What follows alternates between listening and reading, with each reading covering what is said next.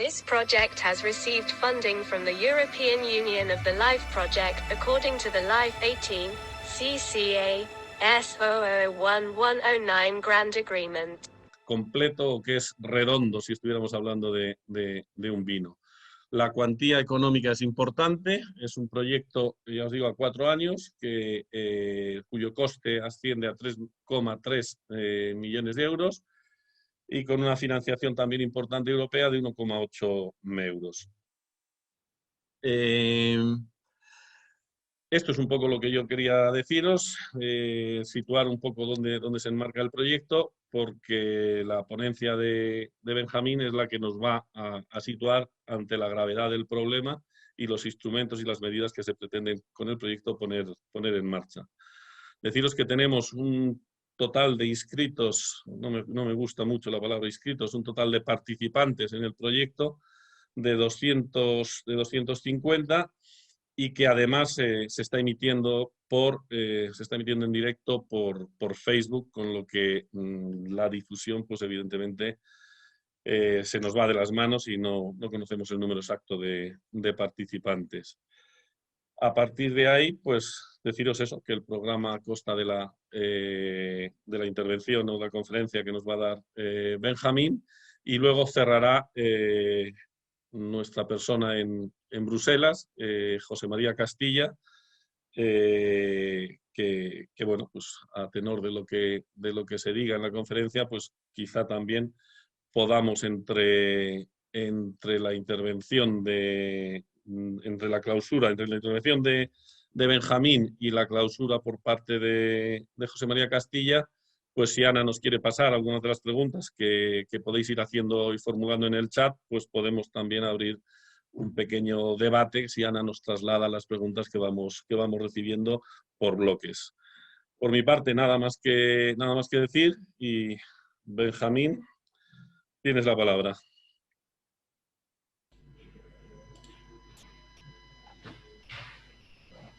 Sí, buenos días. Encantado de saludaros, compañeros, y un saludo también para todos los inscritos. Esperemos que este pequeño seminario, esta pequeña jornada, pues sea de su interés y podamos explicaros efectivamente qué es lo que estamos haciendo con el proyecto. Voy a compartir la pantalla. Espero que se vea bien. Se ve bien, ¿no? Por ahí.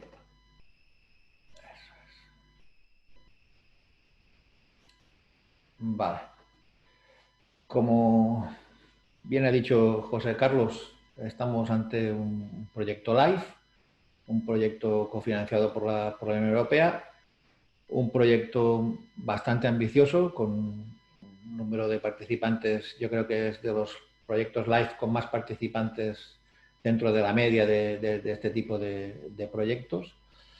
En principio nos parecía que era un poco contraproducente, porque se nos hablaba de tener 4 o 5 miembros para que fuera ágil, para que fuera efectivo y se pudieran hacer las cosas con una rapidez y coordinación importante. Pero bueno, el proyecto fue creciendo un poco en el interés de diversas organizaciones y en los objetivos que nos habíamos marcado, y al final pues, hemos llegado a tener 13 miembros, 13 socios participantes en el proyecto.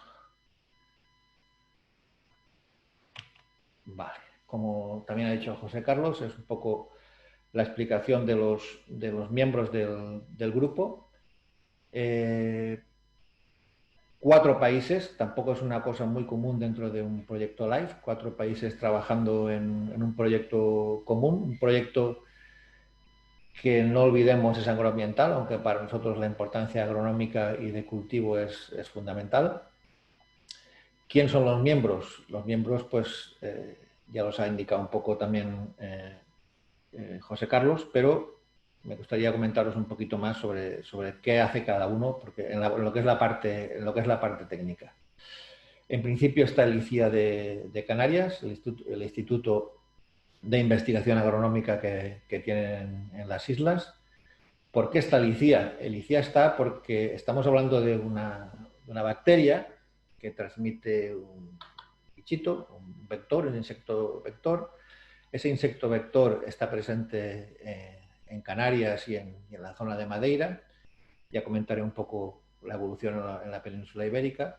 Y el ICIA ha sido uno de los pioneros, junto con el IBIA de Valencia, en lo que es el control, el estudiar un poco la vida de este insecto, en ver este vector cómo se desarrolla, los parasitoides que le pueden afectar.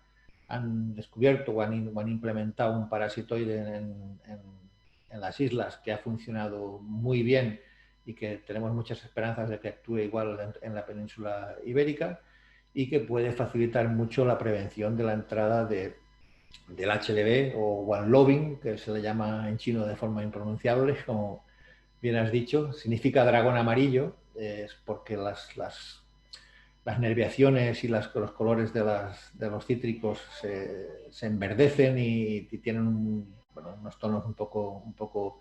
Se ve que los chinos lo han confundido, lo han visto la imagen de un dragón allí en las hojas y por eso se le puso ese nombre. El resto de miembros, pues nuestros compañeros de Asaja Nacional, nuestros compañeros de Asaja Valencia, la Universidad de Catania. La zona de Sicilia es muy importante en cítricos, sobre todo en variedades rojas. Allí tienen otros problemas sanitarios, el tema de la trioza, que no ha aparecido por allí. El INRA, Instituto Francés de la isla, sobre todo situado en tema de cítricos en la isla de Córcega, donde tienen unas clementinas muy reconocidas en el mercado francés y bueno, es quizá la única zona a nivel europeo del continente que tiene cítricos. La Junta de Andalucía, a través del IFAPA, porque el IFAPA está desarrollando muchas partes técnicas que, como ahora comentaré, de cómo tratar esta enfermedad y cómo provocar la resiliencia de nuestros cultivos.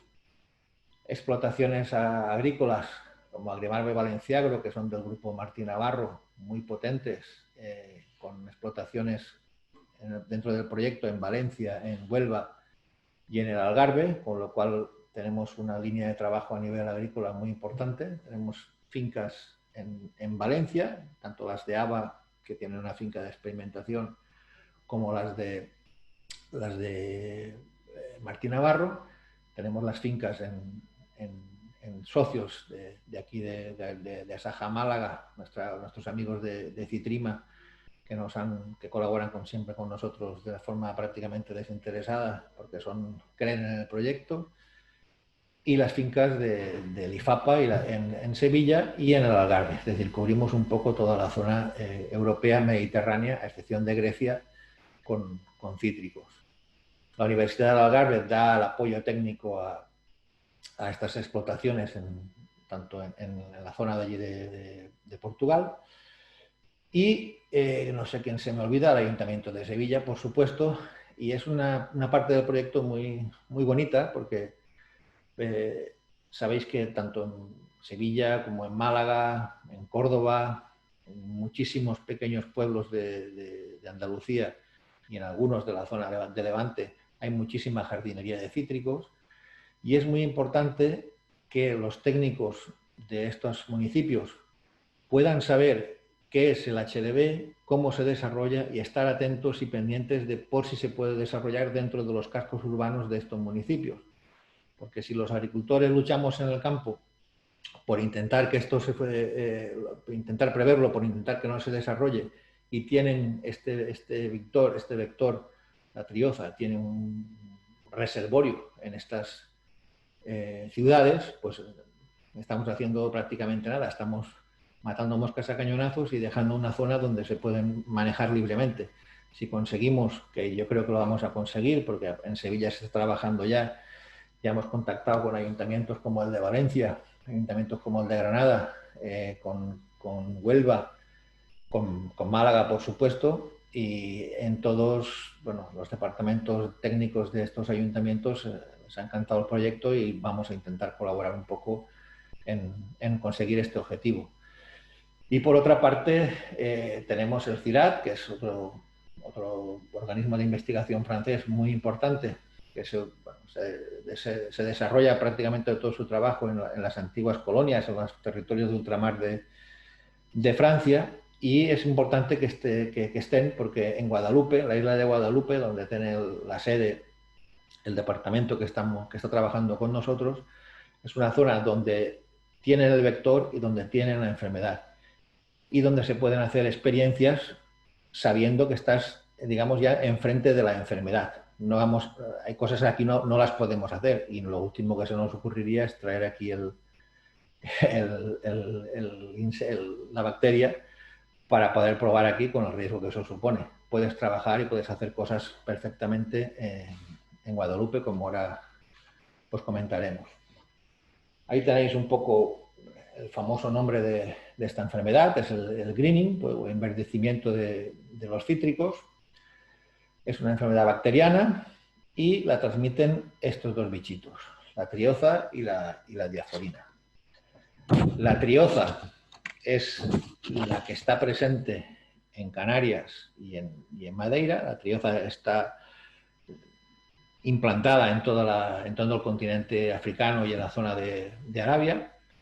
Y la diaforina está en el sur de Asia y sobre todo en América, desde California, Florida, hasta las zonas de Brasil o de Argentina, países de los cuales importamos muchos cítricos y de los que hablaremos José María Castilla y yo después un poco a nivel de lo que es la legislación y el control de plagas o enfermedades que nos pueden venir de diversos países como estos, donde tenemos el vector y donde tenemos la enfermedad. La diaforina no está presente en la Unión Europea, el vector de la bacteria diaforina no está, el vector de la bacteria trioza, la trioza la tenemos aquí, y no solo en Canarias, como os vamos a comentar ahora mismo. Hace unos años apareció en Portugal. Parecía una cosa un poco rara, porque apareció en la zona limítrofe con Galicia, en la zona de Oporto, más o menos. La trioza poco a poco se fue implantando en toda la zona de Galicia, zona que no es citrícola, por supuesto, pero donde hay muchísima jardinería, muchísimas casas de campo que tienen todos, pues tienen su naranjo, tienen su limonero, donde se ha desarrollado, como veis en el planito que os adjunto, donde se ha desarrollado la plaga del vector, no la bacteria, pero se va desarrollando de una forma un poco rara, pero va hacia el norte.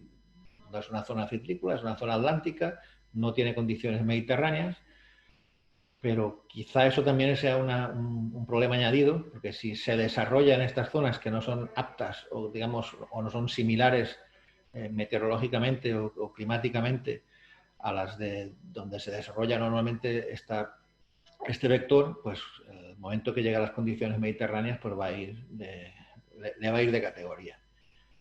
¿Cuál es el problema? Pues que se ha ido extendiendo, se detectó en Asturias, se detectó en Cantabria, y la última detección ha sido hace un par de meses en el País Vasco.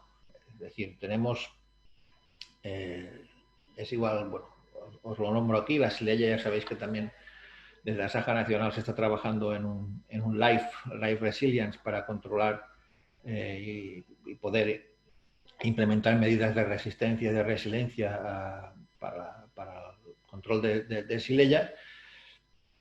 Y este caso es muy parecido, pero la suerte que tenemos es que no tenemos la bacteria en la Unión Europea todavía. Tenemos el vector.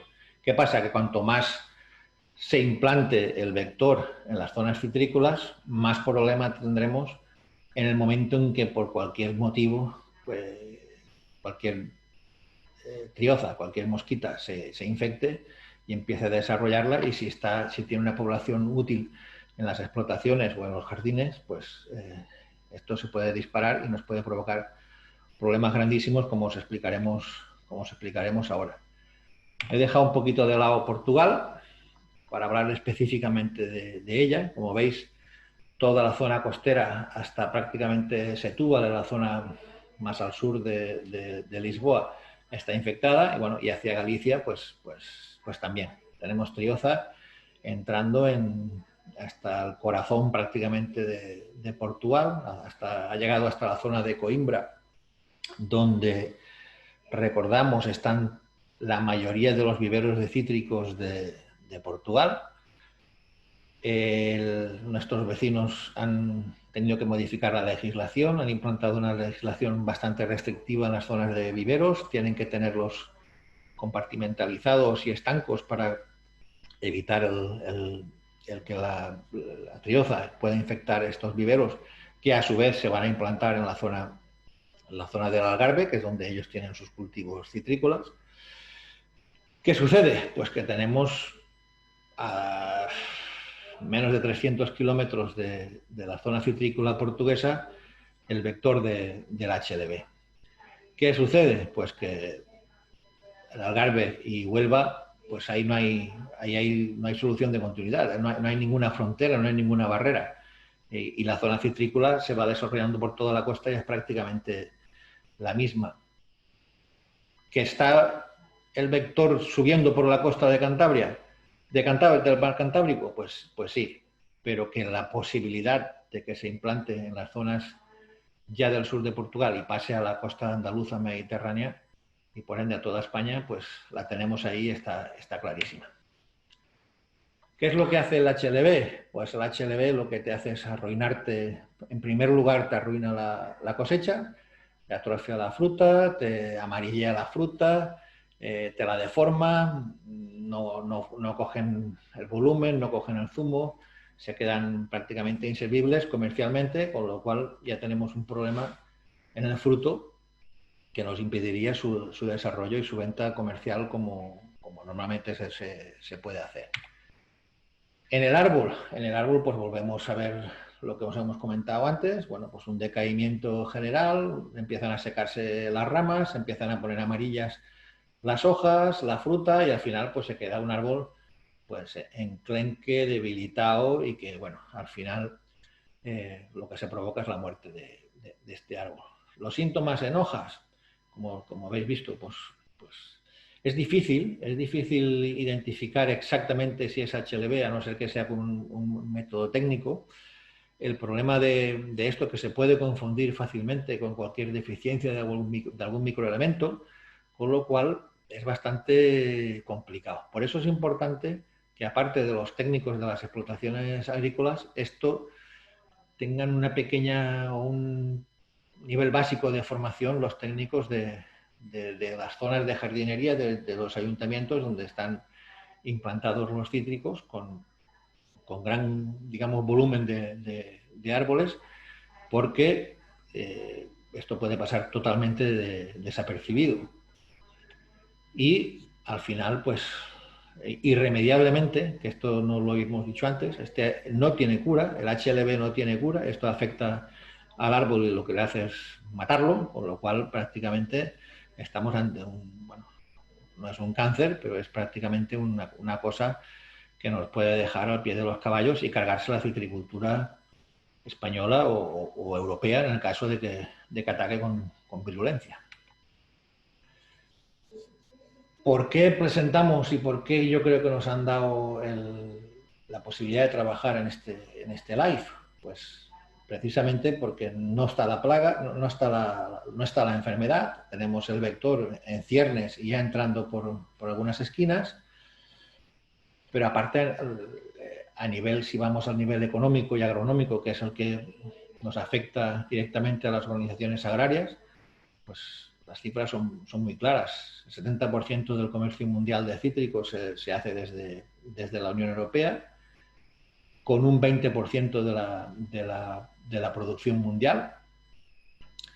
A nivel ya no económico agronómico, sino a nivel medioambiental, porque no olvidemos, como ha dicho José Carlos, que esto es un proyecto medioambiental, las pérdidas y el desastre puede ser brutal, porque estamos hablando de 500.000 hectáreas de cítricos en toda la Unión Europea, cítricos que absorben carbono, cítricos que son bosques en toda la zona mediterránea y se nos conjuga una pérdida económica que podría ser brutal y desastrosa, y un desastre ecológico de primer grado. ¿Qué sucede?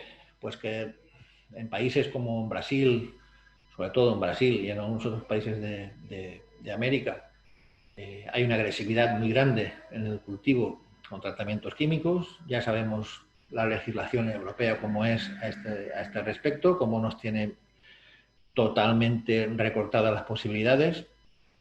Por una parte está bien, porque no podemos estar envenenando con cosas prohibidas que se están utilizando en otros países y que nosotros no utilizamos. Y lo que queremos es desarrollar un programa de resistencia con métodos compatibles con el medio ambiente, experimentar y probar con ellos y ver lo que se puede hacer a efectos de que cuando entre la enfermedad, que desgraciadamente entrará, pues podamos mantener nuestros cultivos con técnicas sostenibles y compatibles con el medio ambiente. Nosotros no podemos pasar con avionetas sulfatando campos y cientos de hectáreas como pueden hacer en Brasil, porque allí no hay zonas urbanas donde están los cítricos. Bueno, la legislación ya sabemos cómo funciona allí, y no se trata prácticamente de... Son productos que se utilizan para cítricos, que son cítricos para zumo en su mayor parte. Aquí son para consumo de boca. Todo eso puede afectar bastante a la salubridad del producto. Aquí no podemos permitirnos hacer las cosas mal y debemos cumplir la legislación. ¿Qué es lo que queremos? Trabajar en resiliencia, trabajar en prevención y, además, teniendo en cuenta dos cosas muy importantes. ¿Qué es lo que queremos hacer? Queremos tener un kit de detección. Esto lo está desarrollando el IBIA en Valencia. Creemos que es fundamental que cualquier agricultor pueda hacer... Ahora estamos hablando de los tests con nuestro problema sanitario mundial del COVID. La idea es desarrollar un test de detección con un sistema fácil e implementable en una maquinita fácil de utilizar por los agricultores y que puedan saber rápidamente si tienen la enfermedad en su explotación para poder tomar las medidas de erradicación posibles. Este test o este kit de detección se pretende tenerlo terminado, o por lo menos para hacer las primeras pruebas en esta primavera. Vamos a ver si lo conseguimos. ¿Dónde se va a probar este kit? Pues como os hemos dicho al principio, la idea es probarlo en Guadalupe, donde tenemos la plaga del vector, pero también tenemos la enfermedad. Ahí se puede testar, valorar la eficiencia y hacer las correcciones pertinentes. ¿Qué otra cosa que estamos haciendo? Hay diversos patrones sobre los que se injertan las variedades comerciales que se están utilizando en Estados Unidos, se están probando y son resistentes en cierta medida al HLB. Pero claro, estamos hablando de zonas de Florida o zonas con otras consideraciones climáticas de suelo y distintas a las que tenemos en la Unión Europea.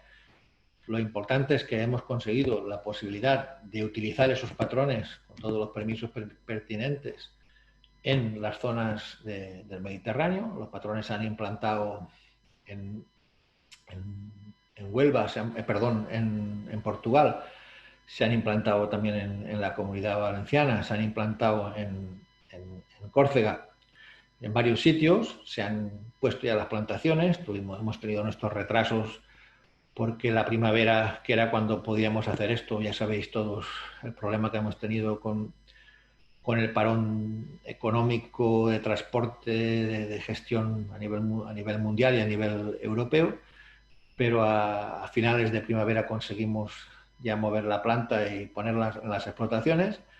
Ya están plantadas, a excepción de dos variedades que nos faltan, porque también hay consideraciones a nivel europeo, porque no se puede trasplantar planta, no se podía hasta este mes de agosto transportar planta de variedades afectadas por la xylella a Córcega, porque Córcega es una zona determinada y marcada porque tiene xylella, ni probar nosotros cítricos procedentes de Córcega o de Guadalupe, por el mismo motivo, con lo cual estamos trabajando con semillas, con lo cual estos 2 o 3 patrones van a tener un retraso importante, porque claro, hay que desarrollar la planta y después injertarla. Es un poco complicado, pero en general la idea se ha cubierto y estamos intentando pues desarrollarlos lo antes posible.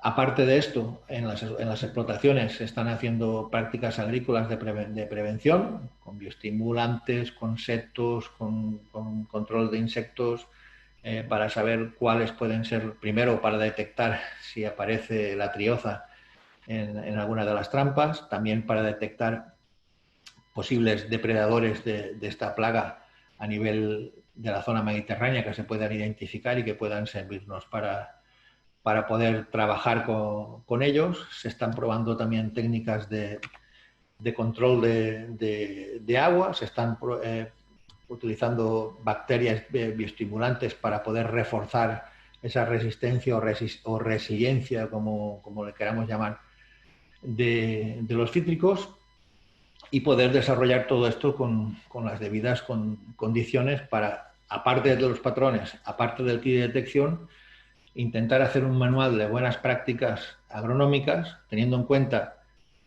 que debemos luchar con una enfermedad muy complicada y también teniendo en cuenta que la zona mediterránea en los próximos años, bueno, pues todas las predicciones y mediciones nos hablan de que va a haber más,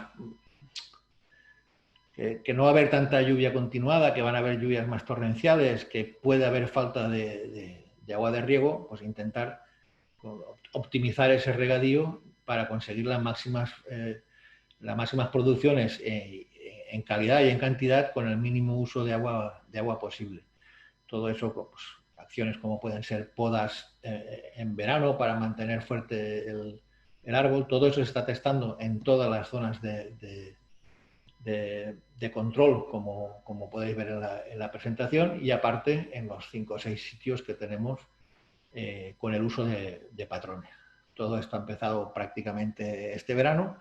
No tenemos todavía, digamos, justificación técnica para poder ir en una línea muy clara de por dónde van las cosas, pero lo que estamos contentos es porque se ha podido empezar a trabajar ya, porque la verdad es que este año ha sido muy complicado. Se van a hacer unas mediciones en las explotaciones de determinados parámetros o indicadores, como aparecen aquí, y sobre todo uno de los más importantes es ese, es el control del agua, saber la producción que se va a poder conseguir con el uso más eficiente posible del agua, independientemente de las cuestiones relacionadas con la plaga o con la enfermedad. ¿Cuál es el impacto? Pues como hemos dicho, si estamos probando 13 patrones, pues a ver si tenemos la posibilidad de conseguir 3 o 4 que sean tolerantes o resistentes. Otra cosa que nos interesa mucho es saber qué va a pasar después, que eso ya lo hemos planteado también a la comisión, porque podemos tener patrones tolerantes.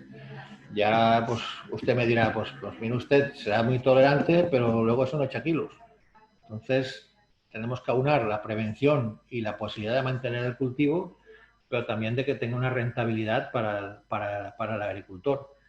Esto yo creo que daría para otro proyecto, más que nada porque los periodos de crecimiento de las plantas son los que son, y es difícil saber si un patrón va bien con la naranja, va bien con el limón, va bien con la clementina o con determinadas variedades tempranas o tardías. Todo eso es bastante complicado de determinar en cortos periodos de tiempo. El uso de bioestimulantes, incrementar la biodiversidad, control de flora, manejo del suelo, el desarrollo del kit y bueno, intentar también que, como hemos dicho, que a efectos de las grandes ciudades pues se pueda también controlar o intentar controlar, prever la posible entrada del vector.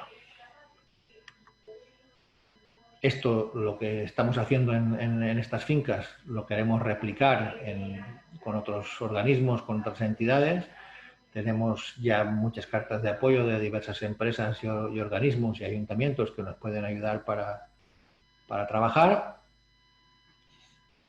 Si esto va bien, pues evitaríamos pérdidas económicas muy importantes. A efectos de sostenibilidad, como hemos dicho, teniendo unas buenas prácticas en explotaciones y un buen manejo y un buen estudio, se pueden hacer guías para los agricultores que puedan ser importantes a efectos de un mejor manejo de la explotación en general y, sobre todo, cada vez con menos residuos y con un uso eficiente, lo más eficiente posible del agua de riego. Termino porque, bueno, más o menos es un poco el tiempo que teníamos asignado. Estas son fotografías, ese es mi coche allí en Galicia este verano, que podemos ver el efecto de la trioza efectivamente en los cítricos. Es el vector, no es la enfermedad, pero ya podéis ver cómo destroza las hojas, cómo daña el árbol, cómo lo amarillea, o sea, independientemente de lo que podría resultar si en vez de solo el daño del insecto tuviéramos la bacteria que estuviera desarrollando dentro del cultivo. Como veis, las hojas se las carga, lo amarillea y lo deja con una productividad bastante deficiente. Como os he dicho también al principio, la trioza tiene un vector, un depredador, que es la Tramarixia dri, que nuestros compañeros de Galicia tienen un insectario donde la están reproduciendo. Ellos han tenido un éxito brutal en Canarias, porque allí se ha soltado este depredador y ha resultado fantástico. Ha erradicado prácticamente la trioza de Canarias y este verano se ha soltado ya también en pequeñas cantidades todavía, pero se está soltando en la zona de Galicia, que es la zona más afectada después de Canarias. Creo que también en Portugal están trabajando con ello, con lo cual pues están dándose pasos en este sentido para poder retrasar, yo creo que es la palabra, retrasar la entrada de esta enfermedad en la Unión Europea. Y poco más. Yo creo que lo que les he comentado un poco, pues en general, es cómo vamos a desarrollar y cómo estamos implementando el proyecto. Estamos todavía en la primera parte del trabajo, pero creo que es ilusionante y que, bueno, aunque seamos muchos, todos tenemos un objetivo común, los 13 miembros del proyecto, intentar sacar esto para adelante. Otra cosa ya es también, en paralelo, todo lo que es la gestión política, sindical o técnica de nuestra organización a nivel de la Unión Europea. El control de plagas es una cosa muy importante. Pasado año entró se puso en marcha ya un nuevo reglamento a nivel europeo que sustituye varias directivas para control de sanidad vegetal. Hemos tenido muchos problemas con otros países, cada vez hay más detecciones de plagas y yo creo que ahora nuestro compañero José María Castilla pues nos puede explicar un poco cómo va todo por ahí. Muchas gracias por vuestra atención y dejo de compartir pantalla. Eso es. Gracias, Benjamín. No sé si, como decíamos al principio, si antes de que intervenga José María Castilla, si Ana nos pasa alguna de las preguntas que han puesto en el chat para dar participación a todos los que nos están escuchando. Perfecto. Ana. Os hago dos preguntas ahí. Andrés Monferrer pregunta, ¿qué materias se ha demostrado que son beneficiosas para la resistencia a los árboles? Y B. Domínguez pregunta, buenas tardes, el HLB, la bacteria, no está en la península ni en el arco mediterráneo, pero sí que tenemos uno de los vectores, Trioza eritreae. Y la experiencia dice que una vez entra un vector de la enfermedad en un país, a los pocos años entra la enfermedad. La amenaza es muy grande, dice, pues el HLB puede aniquilar la citricultura, caso de Florida, por ejemplo. Claro, lo que Se me oye, ¿no? Sí, lo que dice Bartolomé es totalmente cierto. Bartolomé es nuestro compañero en Agrimarva, de las fincas de Martín Navarro, que está llevando a cabo el proyecto en la zona de Valencia y en la zona de Huelva. Y efectivamente no es una pregunta, es una afirmación lo que nos dice, y efectivamente es así. No tenemos la bacteria, tenemos el vector. Y respondiendo a la otra pregunta, pues es que no tiene cura. No hay productos químicos apropiados para luchar contra este producto, contra esta bacteria. Lo único que queda es arrancar los árboles y empezar de nuevo. O sea que el problema es bastante gordo y por ahora no tiene una solución agronómica de ningún tipo, a no ser que sea, como hemos dicho, intentar que si viene la plaga, pues que si viene la enfermedad, perdón, siempre me lío al hablar, si viene la enfermedad podamos tener los árboles cultivados de la forma más resistente posible para que sigan con su vida útil todo el tiempo posible. Y la segunda opción es intentar buscar patrones resistentes o tolerantes al HLB para poder, aunque esté presente esta enfermedad, pues poder seguir cultivando cítricos.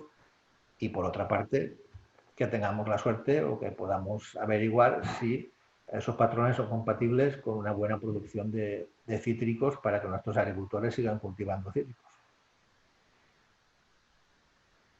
De acuerdo, gracias, Benjamín. Pues, si os parece, pasamos a la última intervención de José María Castilla. José María, no sé si nos escuchas. Un minuto, antes de que intervenga José María, si os parece, acaba de entrar una pregunta, ¿vale? Ah, perfecto. Y así lo cerramos. Hola, contestamos su interrogante. Dice, actualmente no se ha determinado la presencia del HLB, enfermedad bacteriana, en la Unión Europea. Lo que sí está presente es uno de los vectores... Ah, no, pero dice, por esta razón, lo que sí está presente es uno de los vectores que puede transmitirla, el Psyllium trioza erythrae, que se ha detectado en Canarias, Portugal y el norte de la península ibérica. Por esta razón, este proyecto es muy importante, dice N. Montero, y objetivo fundamental es prevenir la entrada del HLB en el territorio europeo. Pues, y pregunta José Luis, ¿cómo se pueden controlar a los vectores? Bueno, en principio lo que se está intentando es, con la suelta de fauna auxiliar que pueda comerse esos vectores, son otros insectos que se alimentan de este bichito, de la trioza, y como hemos dicho, hay uno que, bueno, Nancy lo conoce muy bien en Canarias y lo están trabajando ellos allí en el ICIA. Lo que se está consiguiendo es muy importante, es brutal, con la tamarixia, que es un depredador de la trioza y que, bueno, hablando coloquialmente, pues se la come y no deja rastro. Quizás sería importante intentar conseguir depredadores de la diaforina. Diaforina es el otro vector, como os he dicho al principio, que no está presente en la península ni en Canarias, ni en ninguna zona de Europa, pero quizás sería importante ya averiguar esa posibilidad y tener la posibilidad de que en el momento que entra ese vector nuevo, tener también la contrarréplica con el depredador de ese vector, que en este caso es la diaforina. Hay mucho trabajo por delante.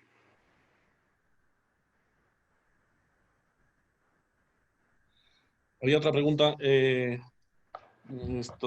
Benjamín, que nos dicen si afecta más a unos patrones o variedades de cítricos que otros, el HLB. Pues en principio afecta a todos los cítricos de forma más o menos similar. Yo no soy agrónomo, pero sí que tenemos constancia y nos han comentado que el limón quizá es el más apetitoso para ese vector. Te hablo del vector, no te hablo de la bacteria. La bacteria no sé cómo funciona, ni cómo funcionaría aquí tampoco en nuestras condiciones. El tema agronómico es muy complicado y muchas veces acciones que te van bien en un sitio no te van bien en otro por cuestiones climáticas o por cuestiones de suelo o por por el propio desarrollo vegetativo de del cultivo, pero en general afecta a todos los cítricos por igual. Muy bien, pues muchas gracias. No sé si no hay más preguntas, Ana, pasamos ya a José María Castilla.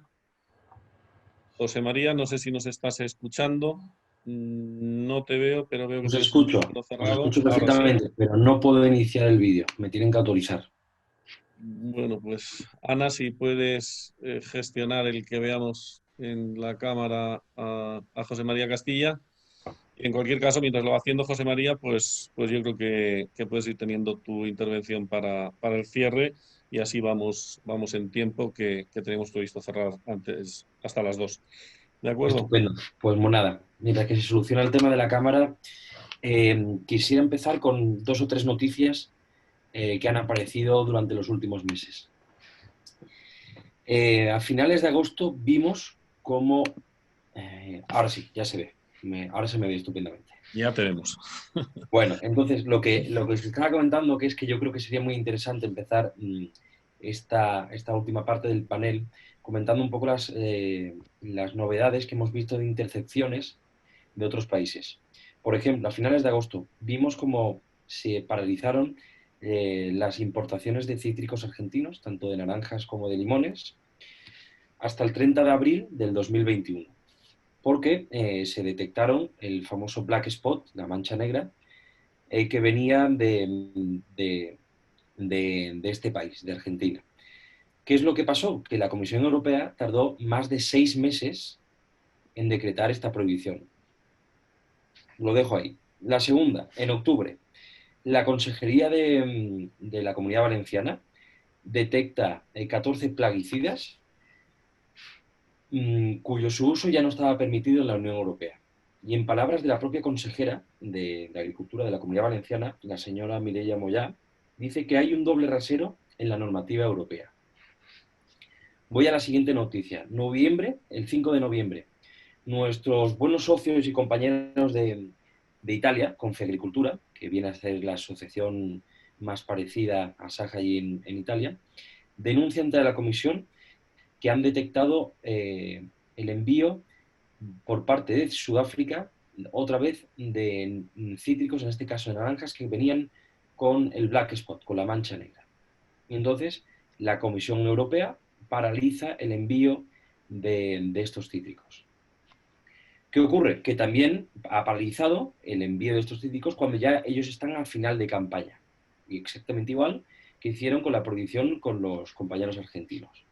Entonces, estas 3 noticias creo que sería muy interesante analizarlas para ver dónde estamos. Al final, estamos viendo que nuestro control de fronteras no es todo lo riguroso y serio que debería de ser, y nos vemos que la Unión Europea, en este caso la Comisión, tiene que sacar una serie de proyectos pagados por todos nosotros, como son los LIFE, para poder proteger a nuestras producciones europeas.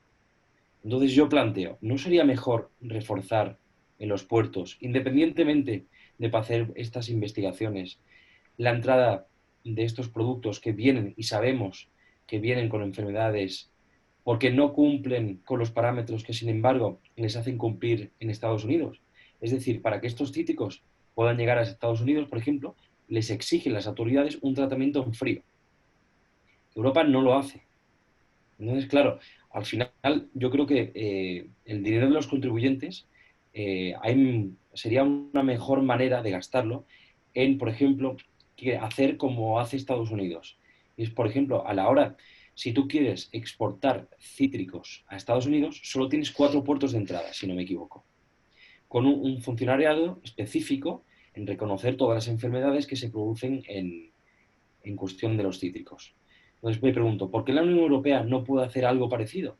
¿Por qué no puede establecer una serie de puertos de entrada para una serie de producciones donde haya unos funcionarios expertos en este tipo de cosas y que además esos funcionarios, a nuestro modo de ver, deberían ser un cuerpo de élite europeo?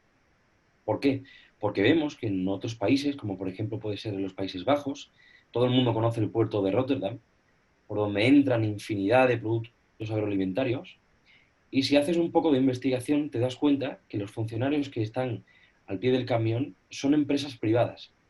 ¿Qué quiere decir esto? Pues bueno, al final no digo que actúen de mala fe, pero sí es verdad que no pueden tener el mismo conocimiento que por un lado puede tener un país productor, como puede ser pues un funcionariado en Italia, en Francia o en España, que conocen cuáles son las enfermedades, que en un país donde no producen cítricos y donde igual pues lo más sensato para ellos es que el comercio siga funcionando y que la rentabilidad económica la consigan a través de este tipo de acuerdos comerciales.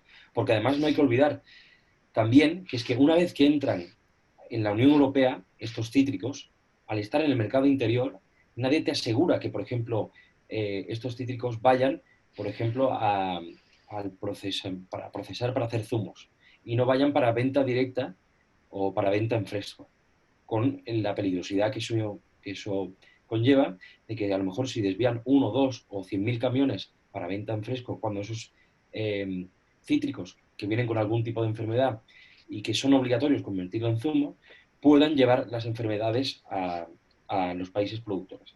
Entonces yo creo que la primera reflexión que tenemos que hacer es que la Unión Europea hace muy bien en hacer estos proyectos LIFE de investigación, pero creo que sería más sensato y tendría seguramente un impacto menor en el contribuyente, que sería la mejora del control de los accesos en la Unión Europea para evitar que una vez se propague la enfermedad suframos todas las consecuencias con la pérdida de arrancación de cultivos, pérdida de diversidad, el lucro cesante que no cobra el agricultor, etcétera, etcétera. Tenemos el caso de la silla fastidiosa, lo ha comentado Benjamín, y además ha sido una de las preguntas que han hecho varios asistentes. ¿Qué tenemos para combatir el vector? Bueno, nos encontramos también en una situación, en un momento, en que la sanidad vegetal no tiene, por ejemplo, el mismo peso que la sanidad animal. Y esto es un hecho. Si tú miras el dinero que se dedica por parte de las instituciones para los programas de sanidad animal o sanidad vegetal y también para los programas, para una vez que ya está la problemática en los Estados miembros, el dinero destinado siempre a los fondos de sanidad animal es muy superior al destinado a sanidad vegetal. Entonces, yo creo que aquí sería también muy conveniente hacer un llamamiento a nuestra administración pública, a nuestro gobierno, para que participase en una plataforma que hay a nivel europeo, donde al principio sí participábamos, sobre usos menores. Una plataforma que se desarrolló para precisamente poder luchar contra estos vectores, contra estos insectos que al final nos llevan las enfermedades y nos las propagan, y hace falta de una investigación paralela. Y no entendemos, la verdad, cómo el Ministerio no financia esta plataforma como si lo hacen el resto de productores, siendo nosotros los números uno. Entonces, yo creo que si nosotros mejoramos desde la Unión Europea el tema del control de fronteras, que haya 1, 2 o 3 puertos de acceso específicos para cada producción, como hacen en Estados Unidos. Hacemos el cuerpo de aduanas de élite especializado en productos y que sea europeo. Yo creo que haciendo este tipo de 3 cosas, la sanidad vegetal en Europa podría mejorar muchísimo. Y para ir acabando, porque creo que se me agota el tiempo, creo que pondría sobre la mesa otra de las variables que creo que es una amenaza para todo este tema de la sanidad vegetal y para las enfermedades que se están desarrollando. Y es que sabéis que se ha presentado por parte de la Comisión una estrategia, o varias, de hecho, dentro del Green Deal, pero las dos que más importancia tienen y están relacionadas con el sector agrícola es la estrategia de la granja a la mesa y la estrategia de la biodiversidad. ¿Qué dicen estas estrategias a grandes rasgos? Pues por un lado, que de aquí al 2030, ojo, insisto, son nada más que estrategias, no son directivas, no están aprobadas, no están pasadas por trilos, no hay un estudio de impacto, no hay absolutamente nada. Pero bueno, ya están ahí, como dicen en Bruselas, ya van condicionando el debate político. Y estas estrategias lo que dicen es sobre todo que vamos a tener que adoptar un nuevo modelo de agricultura de cara al 2030 con una reducción de hasta un 50% de los productos fitosanitarios. Entonces volvemos otra vez al principio. Claro, la Unión Europea también, aparte de financiar estos proyectos LIFE que sirven para investigar las enfermedades, no nos puede quitar del mercado las sustancias que necesitamos para controlarlas, porque al final es un dinero que se podría emplear de una manera mejor. Y claro, ¿qué ocurre, por ejemplo, haciendo otra vez el paralelismo con la Selella Fastidiosa, que es el otro proyecto LIFE que tenemos también? Y es que resulta que en su buen hacer, o mal hacer, según cómo se mire, la Comisión Europea, junto a los Estados miembros, adoptaron la prohibición de varios neonicotinoides que sirven, como sabéis, para el control de insectos. Pues uno de ellos, de los que prohibieron, ¿de acuerdo?, sirve para controlar, por ejemplo, el vector que transmite la Selella fastidiosa. Claro, al final, si no nos dan sustitutivos y solo nos dan prohibiciones, y sin embargo, que es la segunda variada, mientras seguimos haciendo acuerdos internacionales donde estos productos sí están permitidos, creo que la desventaja competitiva del agricultor europeo se pone de manifiesto claramente. Entonces, claro, es curioso ver cómo, por ejemplo, ya los propios italianos han anunciado, el propio gobierno suyo, que está o que va a adoptar en breves un neonicotinoide de estos que se habían prohibido para el control del insecto que propaga la Selella fastidiosa. Entonces, claro, nosotros, como asociación agraria, no queremos que los demás países dejen de utilizar productos fitosanitarios. No, no decimos eso. Lo que decimos es que si esos productos no son seguros, que sí lo dejen de utilizar. Pero si esos productos son seguros, como por ejemplo el caso del glifosato, nosotros no podemos pretender que los demás países no lo utilicen porque nosotros en Europa vamos por encima, en el sentido más malo de la palabra, porque vamos con unas prohibiciones que son excesivas, que no están soportadas por las evidencias científicas y que además, por ejemplo, en el caso del glifosato mismo, cuentan con dos dictámenes de nuestras agencias europeas, de la EFSA y de la ECA, que son las agencias europeas de sanidad alimentaria y de productos químicos, donde dicen que, por ejemplo, esta sustancia no es cancerígena. Entonces, ¿por qué tiene que la Unión Europea o los Estados miembros hacer esa prohibición del glifosato cuando se ha demostrado que en el resto de países es seguro, incluso nuestras agencias europeas? Por lo tanto, insisto, no queremos que prohíban unas sustancias que son seguras a nuestros competidores. Lo que queremos es que competir con las mismas igualdad de condiciones para poder estar en un mercado global. Yo creo que ya me he pasado el tiempo. Más o menos estas eran las reflexiones que quería dejar y no sé si hay algún tipo de pregunta que pueda contestar. Muchas gracias. Ahí han entrado un par de no son preguntas exactamente en el apartado de preguntas y respuestas, ¿vale? Te veo, José María, que van hacia ti. Fernando LN. Buenas tardes, José María. A la vista de las intercepciones que comentar, creo que la eficacia de la labor realizada en los PCF por parte de los inspectores de sanidad vegetal está sobradamente probada. El problema, dice, versa en este caso en los acuerdos llevados a cabo por la Comisión con terceros países y su tardanza en la implementación de medidas como el cierre de importaciones.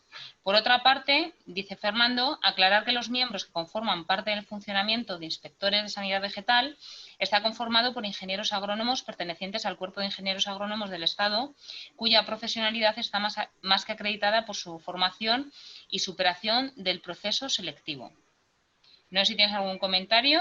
No, totalmente de acuerdo. Si yo lo que quiero incidir es que, igual que tenemos este cuerpo preparado en la Administración española, mi reflexión era hacia los controladores en frontera que, por ejemplo, existen en el puerto de Rotterdam. Porque allí son empresas privadas, insisto, las que hacen el control. Y al ser un país no productor de cítricos, pues sus intereses claramente no son los mismos que podemos tener nosotros a la hora de hacer un mejor control. Al contrario, si nosotros... que yo sepa, jamás hemos criticado el cuerpo de controladores españoles y de hecho hemos alabado su actividad y, por ejemplo, hubo un caso no muy lejano donde detectaron un barco que venía también con una serie de cítricos y gracias al buen funcionamiento de este cuerpo español dieron el telefonazo al resto de Estados miembros para que no pudiesen descargar esos productos que venían con ciertas enfermedades. Vale, y otras dos preguntas de B. Domínguez. Buenas tardes. ¿Es una amenaza agronómica, no solo económica, la entrada de cítricos por los puertos del norte de Europa? Es decir, ¿a España llega fruta desde los puertos del norte de Europa procedente de países con mancha negra? Y 2 comentarios más abajo dice, me parece una burrada que tengamos que usar los mismos fitosanitarios en España que en Suecia. Bueno, eso igual lo puede contestar Benjamín Faulí, que es un experto en fitosanitarios. Yo creo que, bueno, no es que tengamos que utilizar el mismo o no. Al final, las necesidades agronómicas son distintas por el clima y por una serie de condicionantes en Suecia que en España. Lo que sí está claro que es que si vale en un país miembro utilizarlo, lo que no tiene sentido es que en otro país miembro no valga utilizarlo. Por eso son a veces tan problemáticas las autorizaciones excepcionales que hacen los Estados miembros, porque al final distorsionan el mercado interno. Entonces no entendemos a veces cómo en ciertos países que tienen una agricultura muy similar a la nuestra, como puede ser Portugal, unos productos fitosanitarios sí estén aprobados y otros en España no. Porque al final, insisto, vuelve a romper lo que es el mercado interior, algo que es fundamental para nuestro modelo productivo. No sé si Benjamín quieres comentar algo sobre lo de Suecia. Bueno, lo de Suecia, bueno, la pregunta tiene su miga. En Europa a nivel fitosanitario está dividido en diversas zonas. Es cierto, no puede ser nunca igual un cultivo en Suecia como puede ser en la zona mediterránea. Es más, incluso para efectos de usos menores, como bien sabéis, está Europa dividida, compartimentalizada. No es lo mismo producir lechugas en Murcia que producir lechugas en Suecia. Hemos tenido problemas con niveles, por ejemplo, de nitrógeno en lechuga, no porque aquí se le aplique más nitrógeno, por ejemplo, sino por la propia evolución del cultivo. Nunca puede desarrollar con la misma velocidad y con la misma captación de nutrientes un producto cerca de la zona ártica, por seguir con Suecia, como puede ser en Murcia o puede ser en Almería. Por eso esas subdivisiones. A mí lo que sí me parece una aberración es que aquí en Málaga no se pueda utilizar un producto y a 15 kilómetros enfrente, en Marruecos, sí. Y que ese producto mis agricultores no lo puedan utilizar y los agricultores marroquíes sí. Y que esas habichuelas que se producen, y no lo digo por Marruecos, lo digo por la cercanía y porque es un competidor importante y porque puede hacer lo que le venga en gana mientras nosotros, siendo europeos, nos autolimitamos. Yo estoy harto de ver aquí en las alhóndigas producciones que vienen en trailers que descargan en el puerto de Algeciras y que en 3 horas están aquí y que las venden en las alhóndigas, judías verdes, por decir un cultivo. Si esa judía trae un producto autorizado en el resto del mundo, aquí nos lo tenemos que tragar. Nosotros, como nos autorregulamos para las producciones nuestras, que no vienen etiquetadas como de Málaga, o de Almería, o de Granada, o de Navarra, por decir algo, no las podemos utilizar y estamos, bueno, obligados a cumplir esa normativa y nos exponemos a unas sanciones tremendas. Yo lo que me gustaría es que esto al final, de alguna manera, consiguiéramos que lo viera la opinión pública y que lo viera el consumidor. Y cuando vea un producto en un panel en un supermercado, sepa que es un producto seguro, y cuando vea un producto de otro país que utiliza cosas que nosotros no podemos utilizar porque la Unión Europea nos dice que no la debemos utilizar porque es malo para el consumidor, que el señor, el ciudadano de a pie, lo sepa. Y ya aprovechando, y muy brevemente, yo creo que la afirmación que se ha hecho del tema de los inspectores, pues por supuesto, si es que está clarísimo, hemos visto muchísimos ejemplos de países terceros que han desviado o han evitado la entrada en los PIF de España, precisamente porque saben que aquí los funcionarios son leales y saben hacer su trabajo. Como bien has dicho, en la zona de Rotterdam o de Amberes o todos estos puertos brutales que hay en el norte de Europa, pues aquello es comercial puro y duro. Y por otra parte, no es una crítica a los inspectores, es una crítica a la situación. Este año se ha incrementado un 66% el número de detecciones. Por supuesto, gracias a los inspectores de esos puestos de control fronterizos, pero lo que no sabemos es lo que se está haciendo en esos países para poder incrementarse de esa manera ese número de detecciones y de productos o plagas, en este caso, no autorizados. Por eso, siempre desde Asaja se ha pedido que haya un control en origen. Los japoneses van a Argentina, y mandan a un inspector y el tío estuvo allí 3 meses viendo efectivamente qué es lo que están haciendo antes de que ese producto se vaya a su mercado en Japón. Cuando se exportan cítricos desde Valencia o desde Andalucía a Japón, aquí viene el japonés, y además hay que tratarle a cuerpo de rey. Nosotros, como somos muy buenos, pues nos lo creemos todo. Y muchas veces hay que estar in situ y evitar que esas avalanchas puedan llegar a estos puertos y que se excedan en un volumen que en su mayor parte pues no se pueda controlar o haya que tener más inspectores para controlarlos. Los problemas hay que cortarlos de raíz.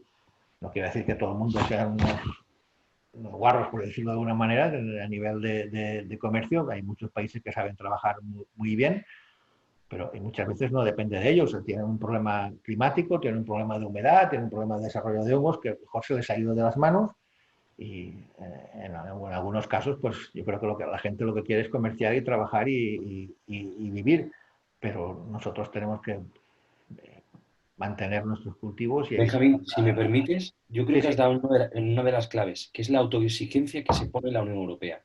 claro. Y esa autoexigencia la vamos a ver incrementada, y es una de las grandes críticas que hace Asaja en la estrategia de la granja a la mesa.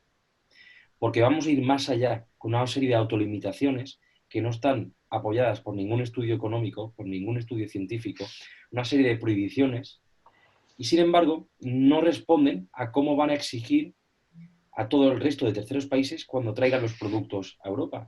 Entonces nos encontraremos en una situación muy problemática cuando veamos, por ejemplo, el último informe que sí ha hecho Estados Unidos sobre la estrategia de la granja a la mesa, que ya es curioso que tengan que venir los países de fuera para hacernos los estudios de impacto económicos y sociales que van a tener estas estrategias, y los impactos son muy serios, tanto en la bajada de la renta del agricultor, en un 17%, en la bajada de nuestras exportaciones.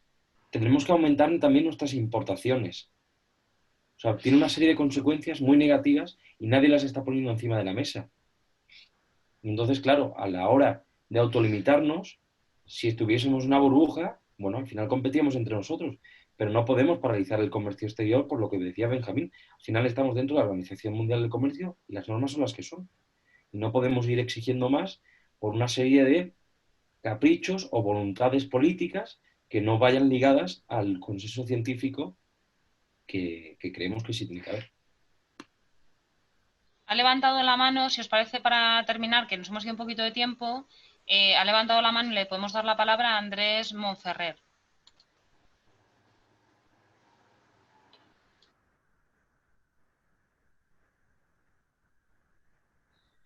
El micrófono apagado. O simplemente era, bueno, apoyar lo que se está haciendo. Me parece un proyecto muy interesante y ver qué posibilidades de colaboración existen desde un pequeño propietario agrícola para que podamos, digamos, interactuar con las organizaciones para evolucionar más rápidamente. Benjamín. Sí, bueno, está claro. Una de los objetivos que tenemos y a corto, digamos a medio plazo, dentro de poco empezaremos a trabajar en ello, es una vez tengamos implementado todos los proyectos o los sistemas de trabajo y de gestión agronómica, necesitamos replicarlo. O sea, no solo experimentar o probar con los miembros del consorcio, sino replicaciones a nivel europeo. O sea, que cualquier apoyo, cualquier necesidad, cualquier colaboración, por supuesto, es bienvenida. Y más si es un agricultor o un comerciante o un productor de cítricos, pues por supuesto que estamos a su disposición. Tenemos la web donde puede contactar con nosotros o llamarnos a Saja, donde estés, en Valencia, en Murcia, en cualquier sitio, y ponerse en contacto con nosotros y trabajar, que este proyecto es no solo para autodisfrute o autoexigencia de los que lo estamos llevando adelante, sino es un proyecto europeo para conseguir una concienciación y un trabajo unitario a nivel europeo. Muy bien, pues muchas gracias. Si queréis, con esta última intervención, porque ya nos hemos pasado de hora, como decía hace un momento, tenemos previsto las 2 y son las 2:15, pues yo creo que podemos cerrar la jornada felicitándoos a todos, aclarando, porque parece que había en el tono de alguna de las preguntas que evidentemente José María Castilla no estaba cuestionando en absoluto el trabajo de ningún cuerpo profesional como son los inspectores en frontera, sino lo que estaba pidiendo era fortalecer la inspección en frontera y diciendo que es verdad que la inspección en frontera tiene muchísima importancia, no solo para este control de enfermedades, sino que tiene otras connotaciones también muy importantes de política agraria y de mercados, pero que un proyecto de estas características va más allá de ese control en fronteras, porque la enfermedad puede entrar por cualquier vía. Vivimos en un mundo global, un turismo global, y la enfermedad nos puede entrar por cualquier pequeño agujero que no se detecte, y no solo en el comercio de cítricos. Por ello, el esfuerzo que se está haciendo desde Asaja Málaga, desde Asaja Valencia, desde los 12+1 participantes en este proyecto, yo creo que es muy importante para que todo el mundo conozca, como mínimo al nivel que se está conociendo hoy, la Xylella o cualquier otra enfermedad, pero que no sea el gran desconocido de esta enfermedad de los cítricos por parte de todo el mundo. A partir de ahí, muchas gracias a todos y cerramos, si os parece. Adiós, hasta luego. Hasta luego, gracias por todo. Hasta luego y gracias por participar. Adiós y buenas tardes.